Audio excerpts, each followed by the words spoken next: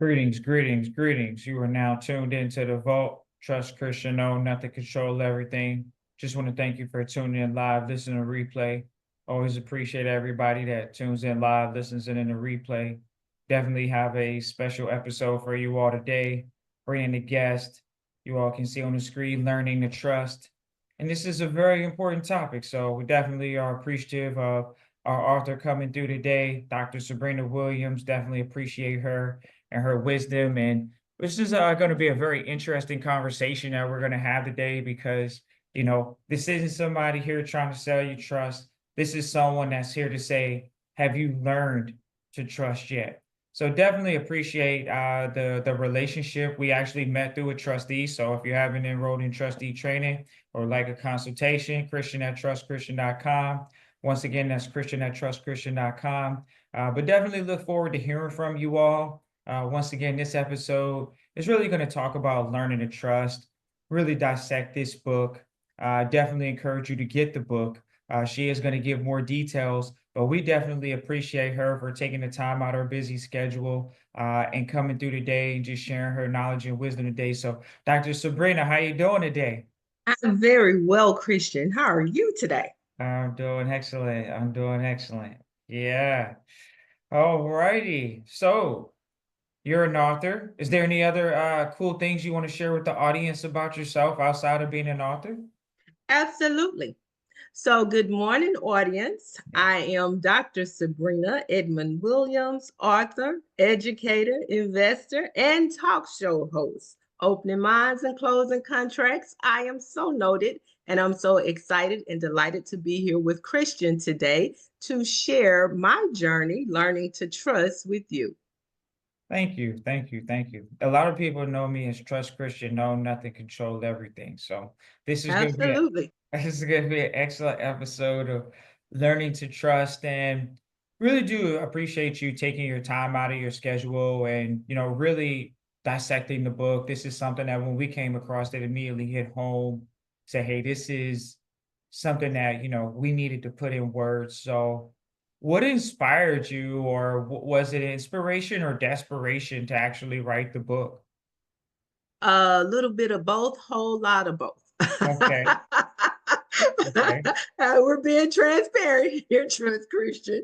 yeah, So, honestly, the idea for the book was born back during the pandemic. I spent a lot of time, just like many people, kind of reflecting on the things that were going on around me. I saw a lot of death, in some cases, intimately, people that I knew, I had known for a long time.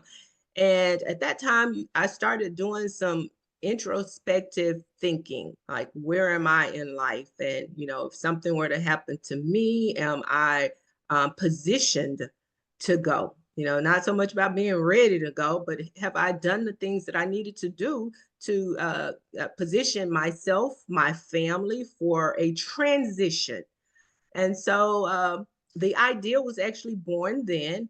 Unfortunately, or maybe even fortunately, I did not act on what was in my spirit to do at that time. But it took about 3 years later, and as you say, an act that led to desperation, that led me to learning to trust, and then ultimately writing the book, Learning to Trust.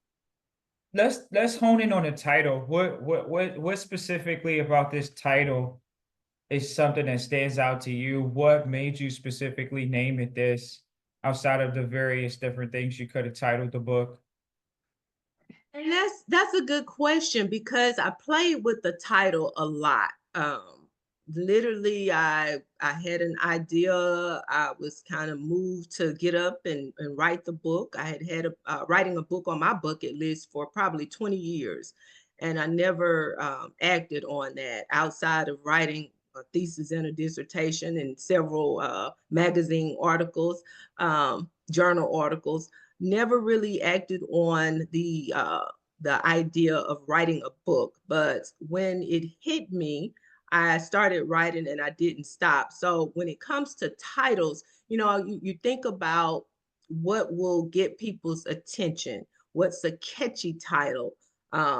what really drives to the essence of your work. And so, honestly, I can't even really remember how the title came about, Christian, to be honest with you. It Okay. was more in the moment of getting that messaging out. But one thing I will say, since you mentioned the title, that has happened with the book, I have found that the title has taken me, the book, the work to a whole different level because it's taken on so many different meanings. Good deal. Exactly. And it's so interesting, that a book can do that. Just the title alone can morph into a culture and going forward from there. So let's hop into it. So it says Learning to Trust, a Black Family's Guide for Building, Protecting, and Transferring Wealth. Jump into it. There's a Cliff version, there's a Trust Christian version, and now this is the Dr. Sabrina Williams version of the Learning to Trust book here. So again, learning to trust, as I said, the idea was born during the pandemic. Um, about 3 years later, I found myself in a situation that was unpleasant at the time, and it left me exposed. I was not sued. However, I was close enough to it that I did feel desperate. I'm going to be honest with you. I did feel desperate because in that moment, I started to think about my assets and the fact that I have worked for 30 years of my life to build the wealth that I have. And that could have instantly been taken away from me because I was exposed, literally exposed.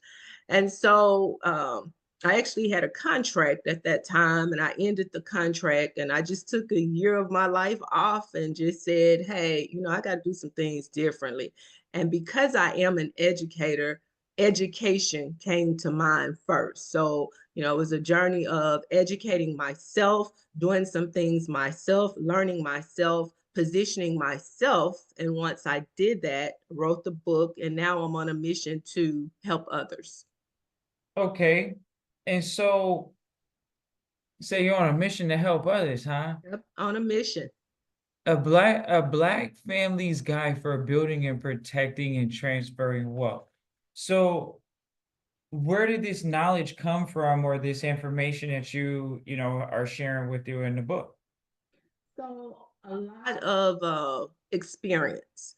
Honestly, I began my trust experience in a not so pleasant way. I met someone who sounded knowledgeable. I'll just put it like that. Sounded like he knew what he was talking about.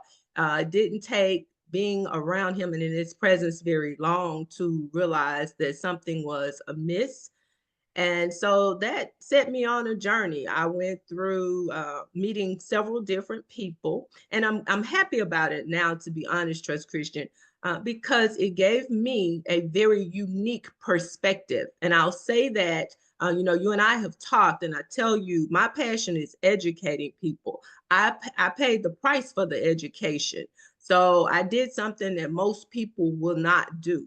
Again, I Yeah. spent a year of my life talking to different people, interacting with different people, studying for myself. So when you talk about where the knowledge comes from, it's because I literally immersed myself for a year of my life into learning to trust. Oh yeah. Great. Okay, great. So the book is more about learning and trust. And so who's supposed to be learning to trust and trust what? So I think all of us should be essentially learning to trust. Um, on this journey, I have found that there is a lot of distrust among us as human beings, individuals, and particularly among the African American or Black race. There's a lot of distrust when it comes to things like finances. Don't touch my money. We can talk about a whole lot of things, but we don't want to talk about money. And so I have found that there has to be a conversation around trust within a community when you are talking about things like a trust, the estate planning tool, the trust. You have to help people understand that in order to really acknowledge this concept of own nothing and control everything, there has to be a level of trust established before you can establish a trust. Does that It's make so sense? important. It's so important. And so many people don't understand that when you're in a family, you're usually going to trust people. So when you Mhm, talk about, the Black Families Guide for Building and Protecting and Transferring Wealth, we're talking about wealth. When you're in wealth management or wealth in general, we have to trust people. We're going to trust multiple people. We're not just trusting ourselves. We're not just trusting our internal group. We may trust people outside of our immediate mhm, circle. So it does, especially in wealth, when you talk about wealth, you're talking about large lump sums of money. When you talk about generational wealth, you're talking about large lump sums of money. That means you trust people to manage and help you with your family estate. It's generally not just one person managing their family estate. It's multiple people that are managing their family estate. So, like you say, it's something that encourages people to have a level of trust with people. mhm. And then when you look at the our community, um, if you look at us statistically and where we are on the wealth spectrum, there is a large divide, a large gap there. And so a lot of that, I mean, we can have a debate on that all day long about why that is. But again, if there is no discussion, no conversation around the element and what's necessary to build wealth, then certainly there's nothing to protect, therefore nothing to transfer. So I think that's where the conversation starts is the building of the wealth. But to even get to that point, you have to start, baby steps. You got to learn the trust so that you know and understand what is necessary to build the wealth. And so Yeah. that's what I say. I didn't really, when I started this journey, Trust Christian, I didn't see all of this coming. Honestly, I did not. And I'm still amazed, like almost 2 years in now, like, oh wow, my life was totally different 2 years ago. But again, this is now a personal mission for me to educate and expose people to the knowledge that I have. So is this a finance book or a personal development book where people learn to trust themselves and trust other people? Well, I think it's a whole lot of the on the financial spectrum. It really is, but you can't really do that without learning to trust other people. So when we talk about, we have a chapter and we talk about controlling, owning nothing and controlling everything. You have to have the discussion and you have to have the understanding of the role that other people will play in helping you to, of course, as you said, build your wealth. It's interesting, not to expose anybody on this episode. Mhm, I know a lot of people always think Trust Christian might be sneak this, and I'm just dropping the conversations that I have being discreetly. So we have entrepreneur that's definitely made seven figures at one point in their business career, and they still have what people consider fear, mhm, meaning that they think people are going to steal their ideas. So, it doesn't matter what level you're at. It's all about just overcoming, a lot of things. And when we talk about trusting, this is a situation where this individual has built a business, so it's not like they haven't seen a certain threshold before. It's just now that you're at a level, you want to keep playing at that level. You want to continue to shoot at that level, and your ideas have to match that level. And in turn, you have to trust people at that level now. You can't, it's not that you're not trusting people at mhm. other levels, you're trusting people at that level. And some people can say shark infested waters. Some people can say, oh, someone's going to steal my idea. Those are fear based thoughts. So it's interesting because, once again, this isn't trust at one level and distrust at another level. It is trusting at levels Right. and, trusting and learning how to find out how do you appropriate your trust when you're in different environments and things of that nature. We're not just promoting blind trust, as that is a actual trust, no That pun is an intended, extra trust. you know. So so that's why the topic of the entity itself can go, very, very deep. But the question is, what we always want to talk about, which is the sentiment. I'll give you a question that people ask when they come through on the consultation. They'll say, So who should be a trustee with you in the family trust or your family trust? Who should be a trustee with you in there? Those are simple questions that for a newcomer into the sector, they can, it's just an easy question, but they don't sometimes have that person available. And that's why we provide that training for them. And that's why this book is something that, sure, we're the technical, but you're the emotional. You still have to be willing to trust. You have to be willing to make bad business decisions, quote unquote, make mistakes, Mm-hmm. and grow the wealth, quote unquote, or protect the wealth. You still have to be willing to make mistakes. So learn to trust your gut. Is let's talk about that real quick. Talk about a story in your life where you had to trust your gut in business. Okay, so I'll go right there. I mean, you did a great segue into this. My very first experience with trust was not a positive experience. It was very negative, and it was a very expensive, a very expensive lesson to learn.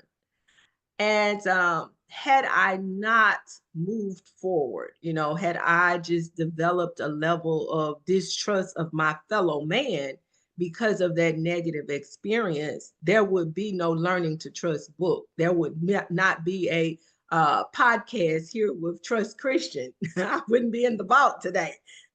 So I mean, it's part of life. I had the experience. It was not pleasant at that time, but again, my focus was on what I was trying to do for myself and my family. So, it's like riding a bike. Okay. But let's go back there. For some of us, we got to go way back, others not so far. When you learn to ride a bike, your first time on the bike, you may have fallen off, but you didn't give up. You didn't say, "Oh, all bikes are terrible because I tried to ride the tricycle and I fell off." You didn't say that. What you said was, I can do this. I may have to find a better way.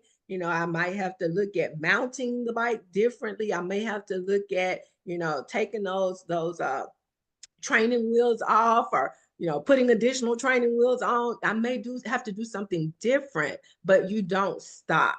And so I'm so glad, and I'm glad you asked that question, because I think it's important to be transparent with people. um, my experience initially was not very positive. I went on, I met other people, and I'm glad I had that experience, because each one was a learning experience. And that's why I could say I'm learning to trust, because you learn something different. I learned the difference between, the public and the private and all of these different things. But it took having that first initial experience for me to just learn, hey, I can do this. Yeah, that's so powerful to be able to say that. It's interesting you say that because I definitely am very aware of it. The rooms that we go into that are considered like wealth rooms, Hmm. people can feel very uncomfortable because of just I know actuality. I mean, I feel like I've been always very welcomed, but I Hmm. think that, everybody's experience is going to be different. And so I also would tell anybody when we do walk into these environments, of course, it's not that I've had negative experiences, but have I had experiences that could make somebody forget the mission? For sure. Especially if you're in a room and you're raising capital where you're looking to build relationships. For sure, somebody can make an easy slight comment, and you could easily just not be in the room present. You could be wondering what just was stated to you, and how it Hmm. was stated to you, and it's just so important to that may be a skill that I built over a period of time. Just not giving a dang about what people say, building up that tough skin about what they say in the rooms, because there are rooms that we go into, and that's still to this day that you could just hear any random thing, and it's not even especially when people are like doing business and they drink alcohol and things like that. Like, these are like things that happen behind closed doors and trust and things of that nature. So, it's are you doing business with people in that manner? So it's just but when you talk about like the uncomfortableness sometimes and going in the rooms, a lot of it's just being prepared. How do you go into a wealth room and know what to say and what to do if you've never been in there, or you're not being handheld and guided? So that's something that we do with our trustees as well, is walk with their hands as far as going through doors and rooms, because when you go in certain rooms, remember it's wealth building. So usually some of these families, they've been together for 80 years. I mean, how do you replace someone saying, yeah, our kids have been children and then our grandchildren are friends? That's a really tight community. And Right. it's not an intrusion. I think the fact that you're targeting a specific group of people brings a lot of light to that. The Black Families Guide, the people that associate, they want to get in the line. And Hmm. learning to trust is not just, oh, we need to get into trust. It's about, oh, do we trust each other? And how are we going to perpetuate our trust amongst each other? And that can be a real statement. That can just be more than words. That can be money. That can be legacy. That can be many things. And so, the best part about trust is it's an actual contract. So people are learning to operate within the contract properly and uphold their end of the contract properly, sort of like a marriage. So definitely appreciate your perspective in coming in and saying, hey, learning to trust is a priority. It's so nebulous in thought, but it definitely garners a lot of thought. It's just a piece of art where things speak louder than their words, or they make you think 1,000 words. So it's definitely a great piece of art. Would love for you to add anything else to the value of this book, where people can find it, and as well, once again, the value of the book, really taking the time. It's a really short, it's a really easy read, and just really highlighting where people can find the actual book as well. Okay. So, thank you for this opportunity. Certainly, I want to just kind of follow up on something you said about hand holding people through a process.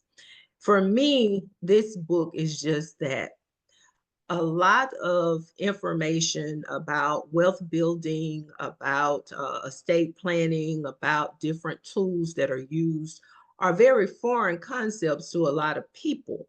And so someone has to basically handhold, just kind of say, hey, this is information that is freely available to anybody who wants it, who's open to receiving it. And so when I wrote this book, I actually did everything with intention, Trust Christian, honestly. It was written very briefly, and that was with intention because just like I know that this conversation, this topic can be very overwhelming for a lot of people. So I knew if I wrote a 500-page book, which my experience is over a year, probably could have been documented over 500 pages. But I knew I would lose people, and that was not my intent. My intent was to educate people, educate, inform, enlighten, and empower people to move in a different direction. So even the length of the book, the brevity, all of that was done with intention. Every chapter in the book is titled with intention, and they're not really chapters; they're lessons because I'm learning. So, for example, lesson one, I talk about trust matters. Lesson two, transfer of trust. Lesson three, building trust. Lesson four, living in trust. Lesson five, family trust issues. Okay, some of us have some issues. Lesson six, trust law. Lesson seven, trust and obey. Trust and obey. Lesson eight, abuse of trust with fraudulent intent. Okay, because that can get you in trouble. Lesson nine, breach of trust. Trust Christian just said this is a contract, breach of trust.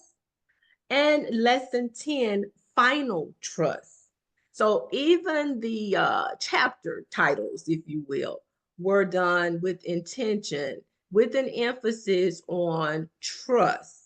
Now, the book, I am happy to say, I'm really excited right now because the book was first written and available in print format and digital format, but now we have the book available in print, digital, and audio format. So those Great. of you that would like to follow the work and perhaps secure your copy of Learning to Trust, please visit the website learningtotrust.com.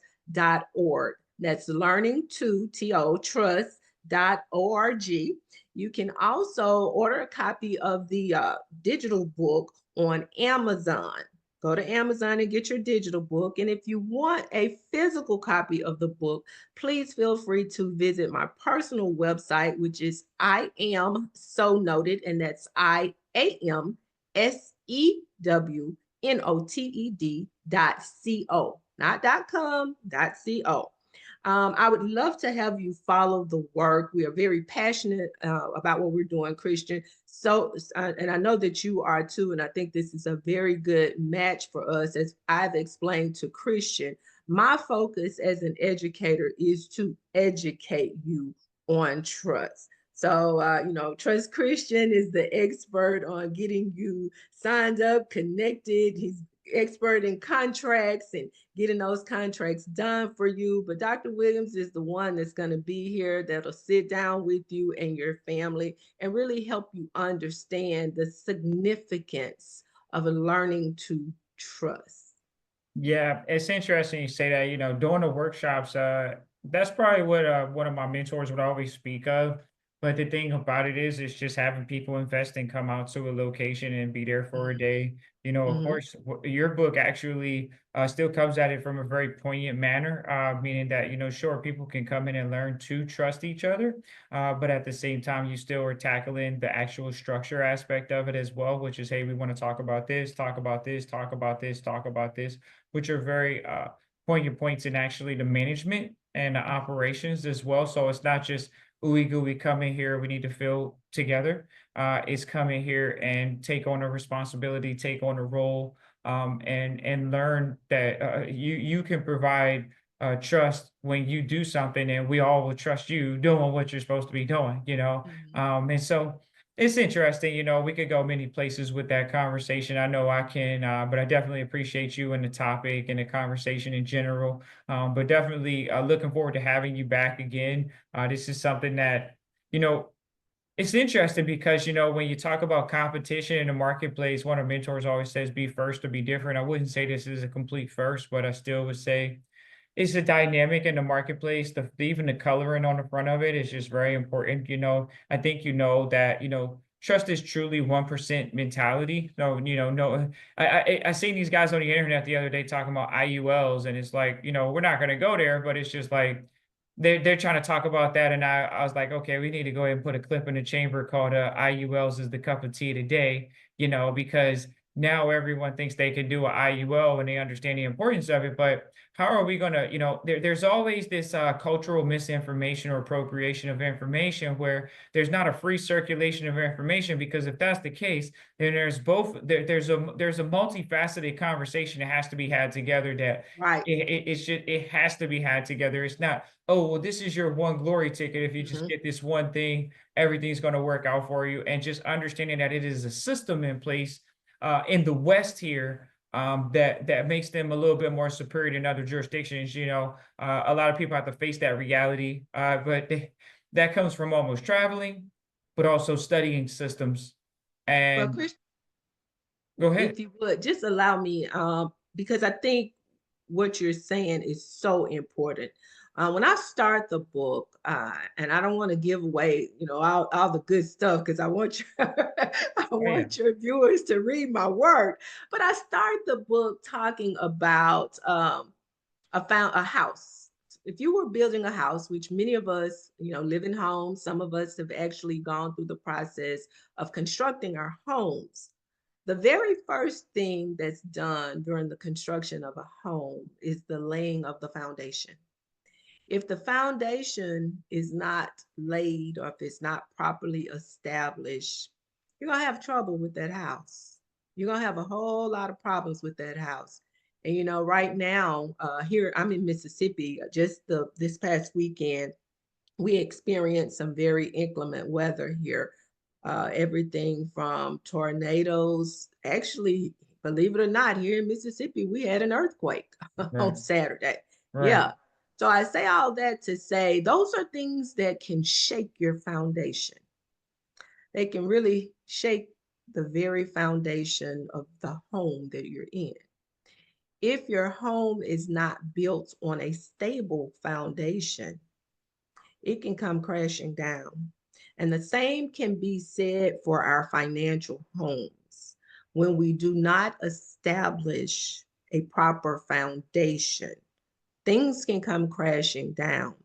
And oftentimes we are of the mindset that it is if or either or, I got to have this or this. And a lot of times that mindset needs to shift to both and. How can I use this with this? Okay. So again, there are some foundational things, and I encourage all of us. And that's why I wrote this book. I mean, I'm very clear on that. It's an easy book to read, but I try to make it very clear that there are just some foundational things. And I think the sooner we learn these things and the sooner we lay the foundation before we start to even build our wealth, the better it will be for a lot of people. Now, I say that to your younger viewers because Dr. Williams is a little bit more seasoned. So when you ask me, how can I write these things and where does all this information come from? It comes from living in life and learning and experience. If I could go back about 20 years, 30 years and talk to the younger version of myself, knowing the things that I know now, these are the things that I would be telling me. So I am sharing these things from a position of wisdom with some of the younger audience. Trust me. I said, and I use this one, trust Christian. I say, trust me now, thank me later. There you go. That's very good. That's definitely true. That is definitely true. That is definitely true. I definitely appreciate. I mean, we can sit here and talk about this all day. Just even the levels that you're talking about it. You know, the communication classes that we hold for our trustees is very important because when you're sitting in these rooms, you got to be able to communicate your ideas clearly. Mm-hmm. And even just hearing you now, it's just so critical to just be so in tune with the study, the lingo, immersing yourself in the information. Just really see that you really have made it a point to immerse yourself in the information, and that's really, really important. Eh, it's just like, oh, I wasn't born into wealth. Well, if you weren't born into it, you still have to have a wealth mindset. One of the things that I can tell you, just even hearing you speak a few seconds ago, and this is the difference maker for some people, whether they know it or not, is once again, it's just not operating from a fear-based mentality. So having a can-do mentality, the can-do mentality is, we'll figure it out. That's a big deal. In the environments that I'm in or, we're in with, wealthy people, they generally are people that have always had the mindset or they have a mindset, they'll figure it out. Mm-hmm. They'll figure it out. And And you have to. You yeah. have to. You can't be afraid to take chances. And I think one of the things, and I want to say this before I leave your audience, I think that it is essential to do what I call invest in you.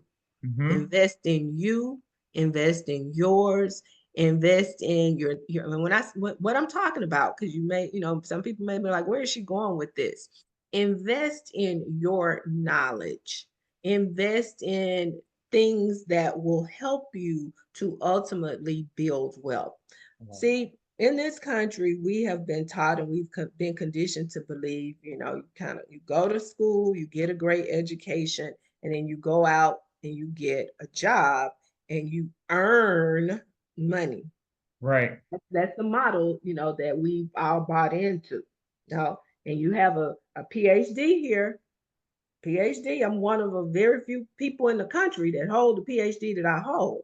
So, I mean, hey, go to school, get an education, go to work for the next 30, 40 years of your life.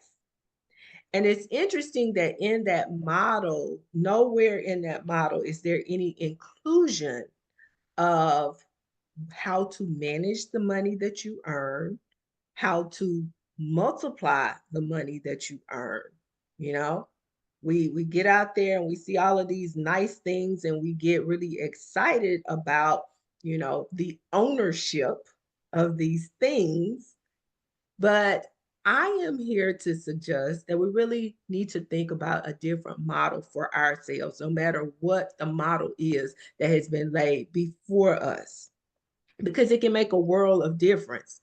I go back to, if I could tell my younger self the things that I know now, I would have done things totally, totally different using the knowledge that I have now. And so I'm going to encourage you to invest in you, invest in your knowledge. One, I have made a commitment to myself and to my family.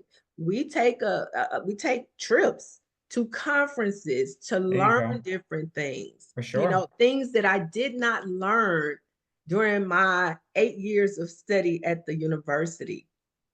So even beyond the BS and the MS and even the PhDs and the MDs and all the other degrees, there Right. is still a need to learn. So I go back to that learning to trust. There's still a need to learn. Yep. Learning is, like you say, quintessential. And I think it's interesting because even in more of the wealth environments, even in the learning environment, we're always networking for sure. Mhm. But learning is definitely where we are networking and sharing ideas. We are sharing information amongst each other. So we're learning from each other. What are we seeing in your specific business? Because you have achieved success, what are you seeing right now, just from your team, and what are you guys seeing, and sharing that sentiment with the audience or group as well. So it's like you say, this is an in-depth topic, and we can sit here and talk about it all day. We definitely are going to wrap it up and say thank you for giving your time today, going through and reviewing the book, and we always have you back on. One thing is just, did you have anything that you wanted to dearly depart us on with? Well, yes, I do. Okay. Thank you, first of all, Trust Christian, for having me in the vault. It has been a pleasure to be here. I just want to leave the audience with an acronym. When I wrote this book, I wanted people to buy the book, but I wanted them to buy it and rise, RISE. So please remember this acronym. First of all, I want you to read the book. Don't just buy it, read it. Once you have read the book, I want you to implement the information that is in the book. If you don't understand how to implement, I have developed a companion boot camp, estate planning boot camp, to help you with the implementation. Then I would like for you to share. That's the S in RISE.